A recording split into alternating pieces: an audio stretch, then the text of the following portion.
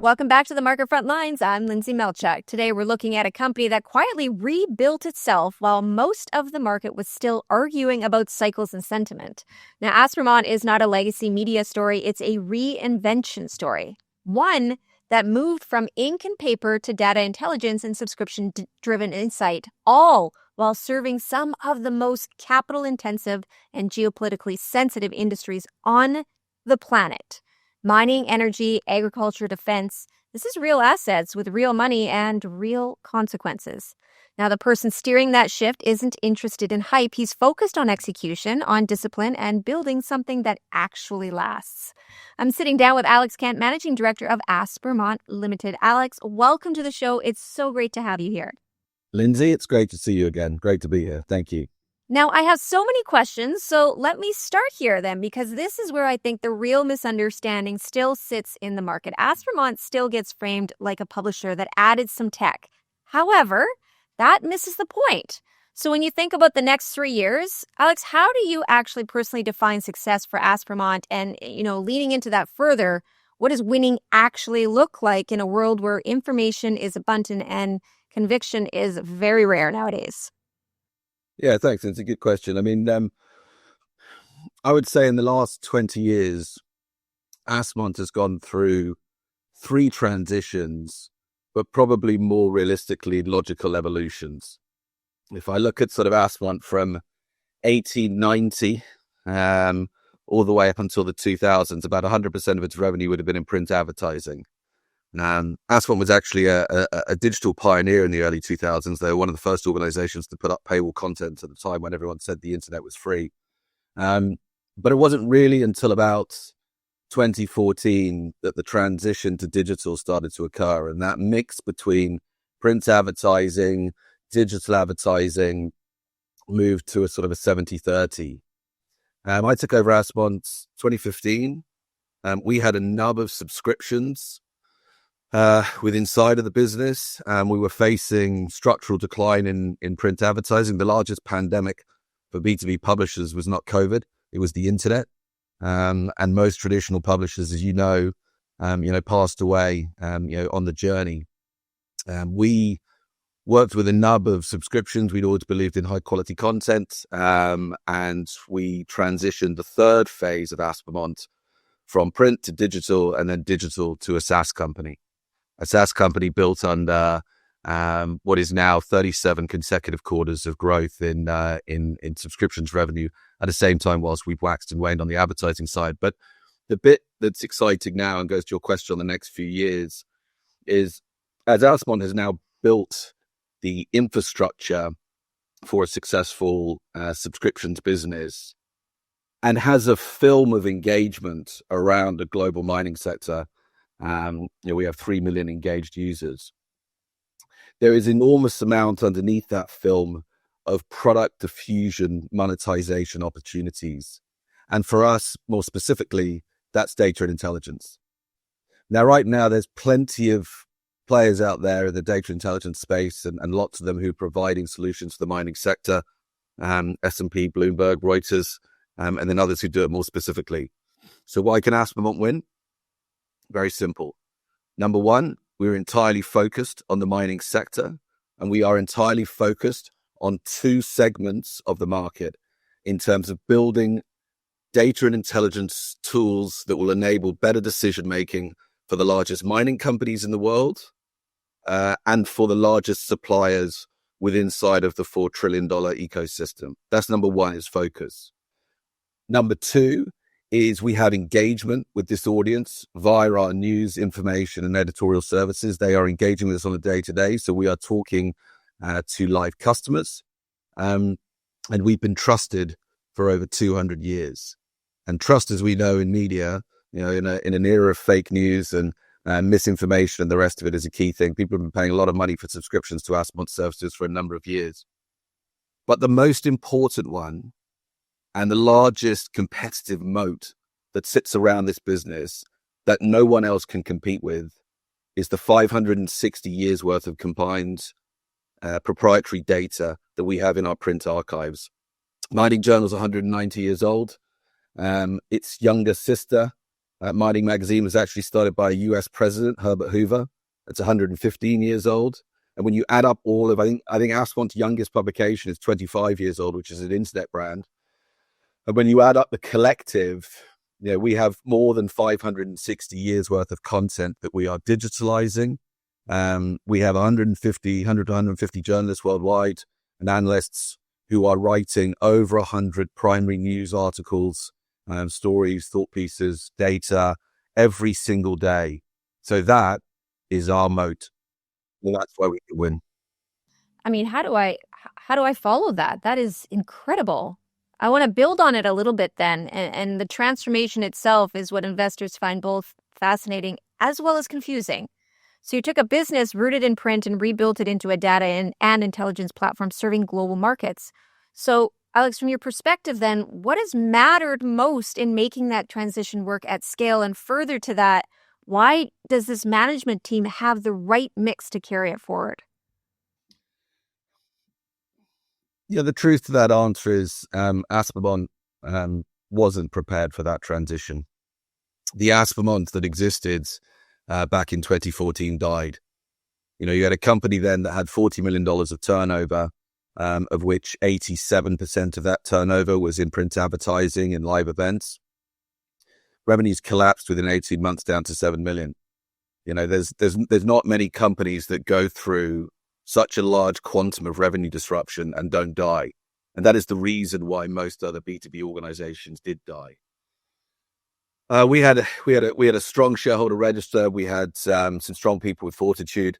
My background was Microsoft, but realistically, the difference here is in the executive team. I always tell investors, if you want to understand what the long-term proposition is for Aspermont, you need to have a look at every single person in the executive team and have a look at where they've come from, the size of companies and the roles they've done, and why they're fit for purpose. We have Ajit Patel, our chief operating officer. He was the CTO for one of the largest media organizations in the world prior to joining Aspermont. And he joined Aspermont, even though it was a very small ASX listed market cap at that point with, I think about $15 million of value. He joined Aspermont because the company dominates a sector like mining in a way in which no other publisher dominates a sector on a global scale.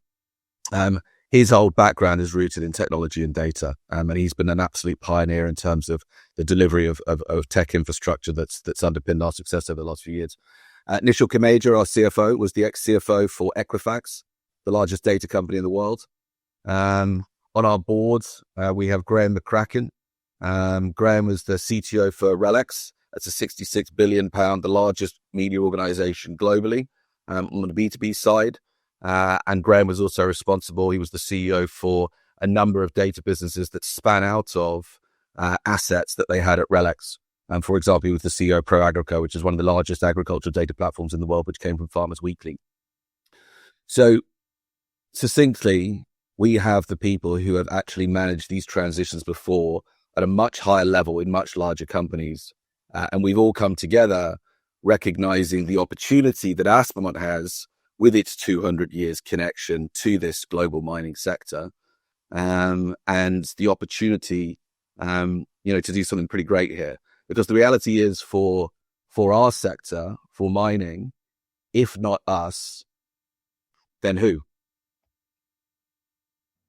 Right. So that brings me then to the technology part of that, because AI gets talked about far more than it actually gets explained. Yet, my gosh, it's everywhere. So given Aspermont's depth of proprietary data and that long-standing industry audience that you speak about, tell us, how does AI practically reshape the economics of the business and turn information into something that's actually defensible and monetizable? Yeah, it's a great question. And I'll tell you right now, the reality is that most online companies, any company that's been born in the online era, is not really going to build a sensational, in our world, in a B2B media world, is not going to build a sensational advantage from AI.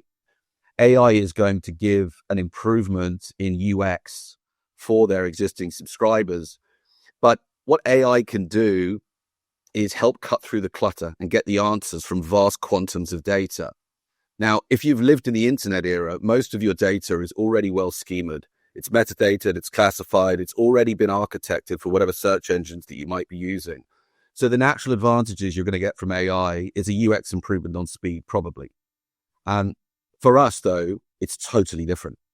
As I said, it goes back to that proprietary data. It's one thing to put 560 years worth of content, onto a platform. You need to have a bloody intelligent brain to be able to go and sift through that and strand together. I mean, the English language changes over 190 years.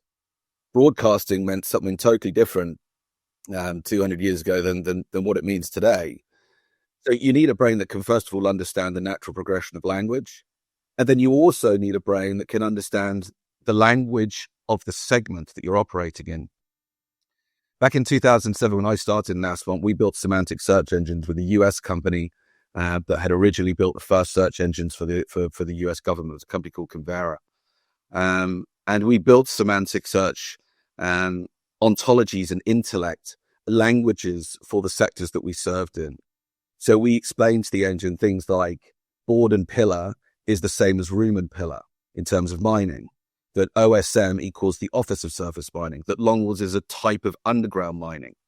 So you train and build intelligence, and that enables your AI or whatever it is you're going to apply to it to actually go and sift and search and classify correctly and deliver the right results. So it's not as simple as just switching on AI and going, here we are, here's all our stuff, we're suddenly going to make a whole load more cash from it.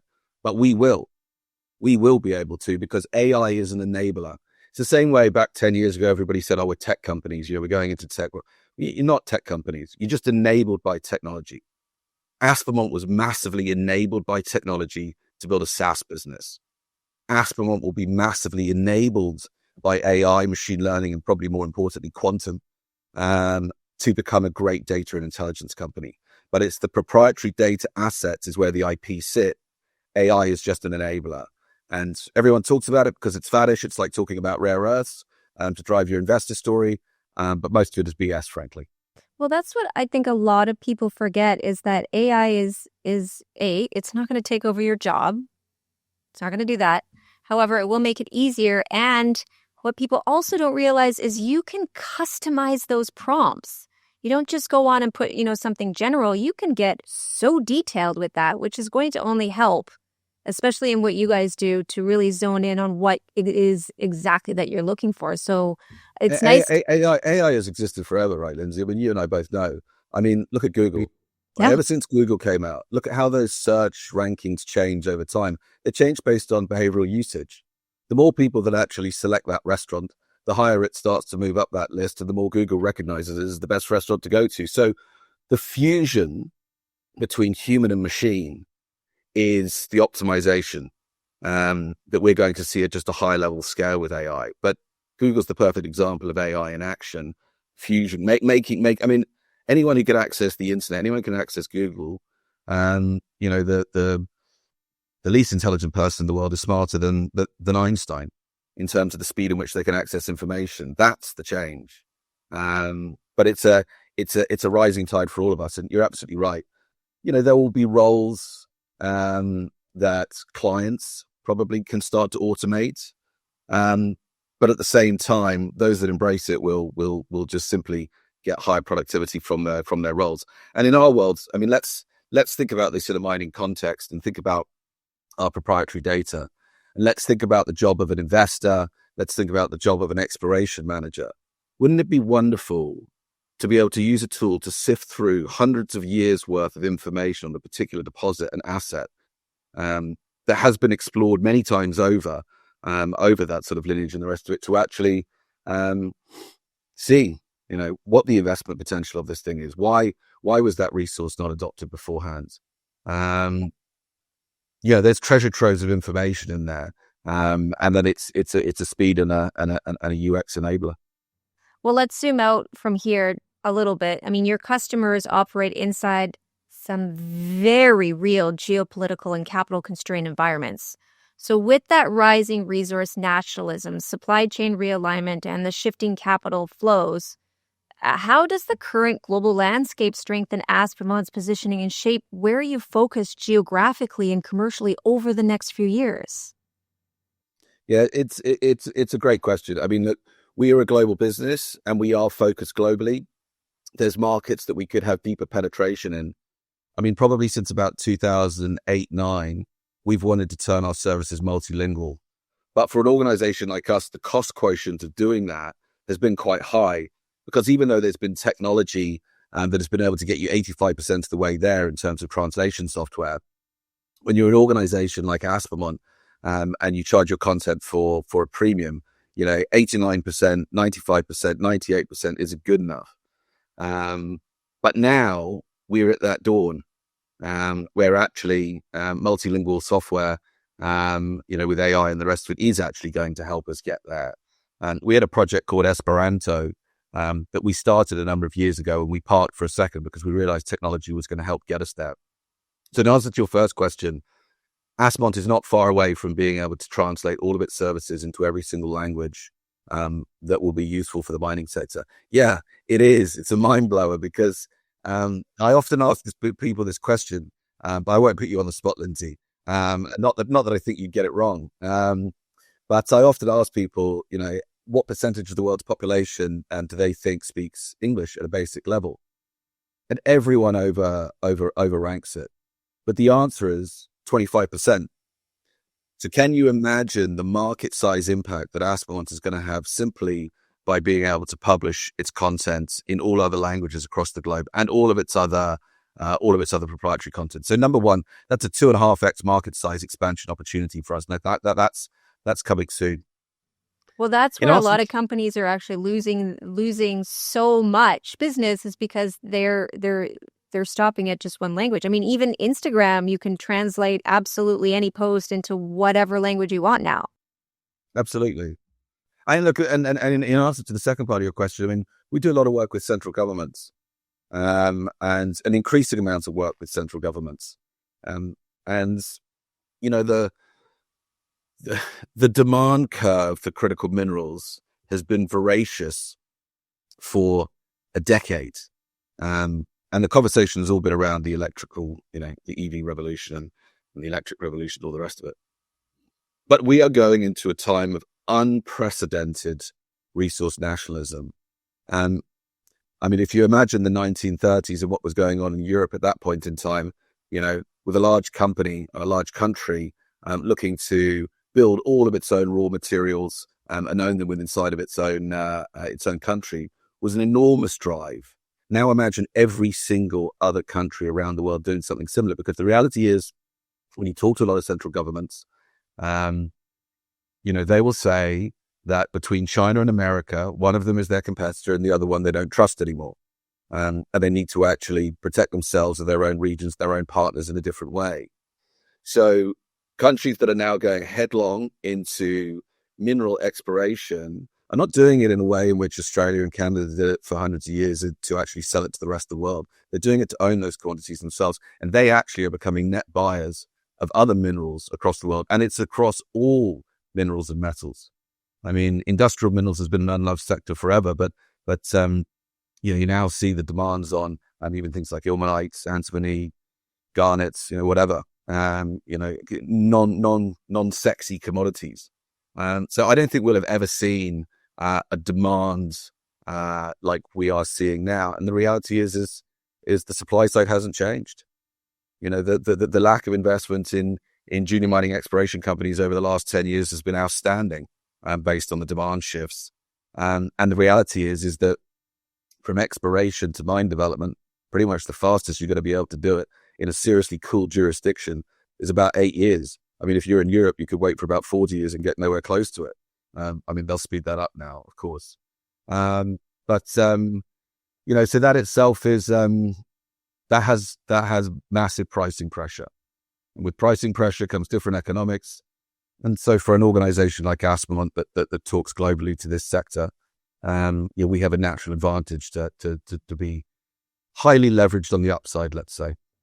Well, then that leads directly to capital discipline, which investors are, as we all know, they're watching closely. So with periods of revenue pressure alongside continued investment, Alex, how do you think about allocating capital today in a way that protects long-term value while still funding the growth required to complete this transformation?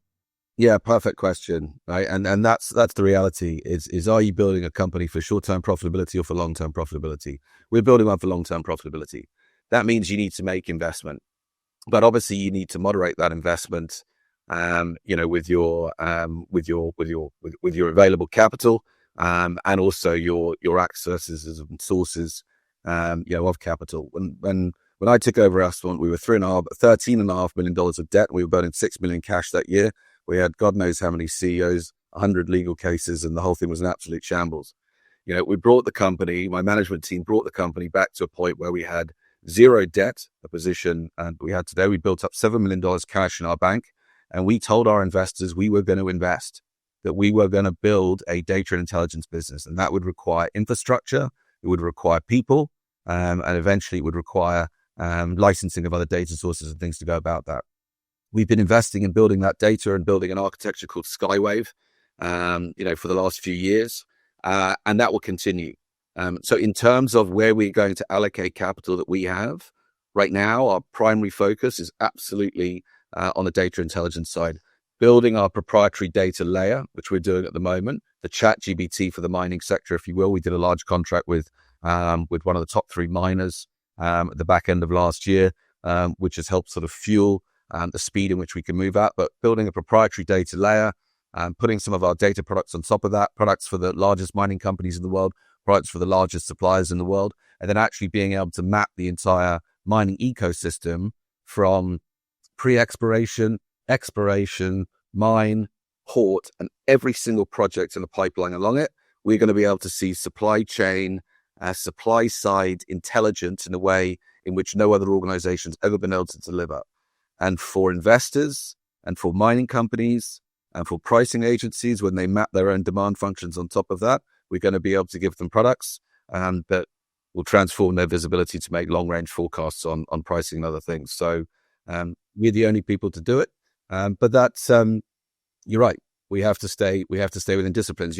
We've had a subscriptions business that's gone from $2.5 million to $11.5 million of ARR. At the same time, you watched an advertising business collapse from $20 million down to $3 million. So we've had to manage extraordinary decline at the same time as driving growth and sort of balancing the net position on the way through. And I think we've done a decent job of it to date. I'm confident we'll do a good job going forward.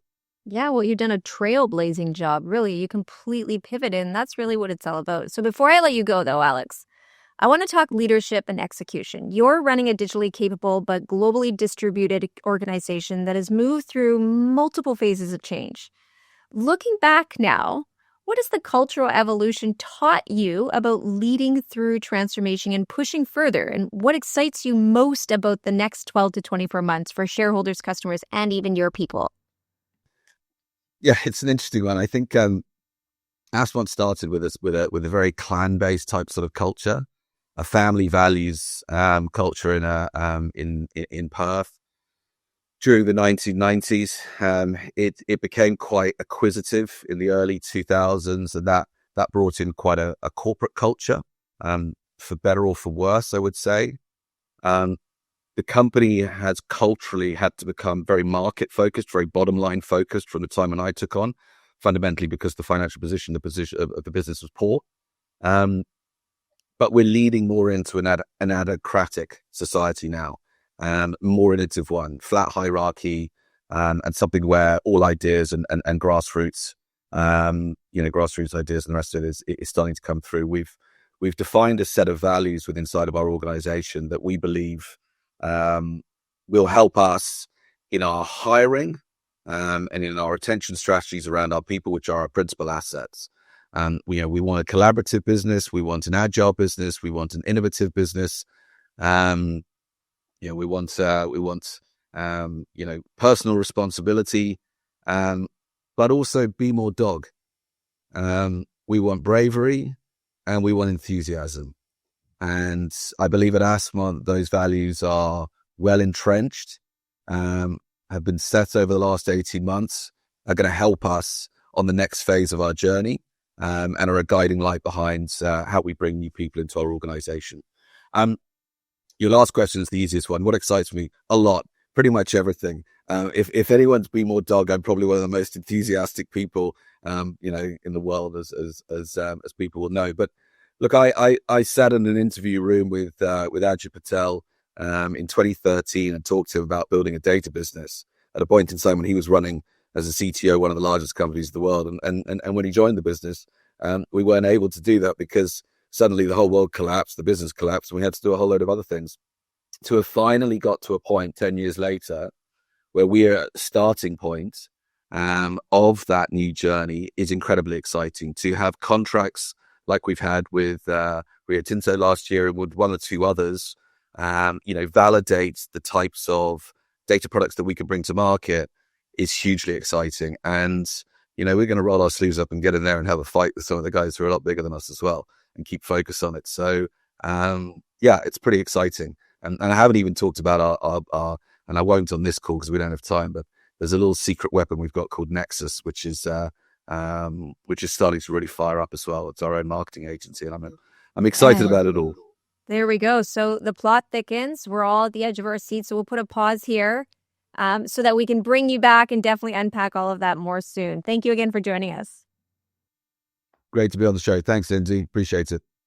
Again, that was Alex Kent, Managing Director of Aspermont Limited, trading on the ASX under the ticker ASP. Now, if you want to understand, which of course you want to understand, where data intelligence meets real assets and real capital, spend some time on their platform over at aspermont.com. This is the Market Frontlines. I'm Lyndsay Malchuk with Abaton Media. No spin, no shortcuts, just the conversations that are actually moving markets. We'll see you next time.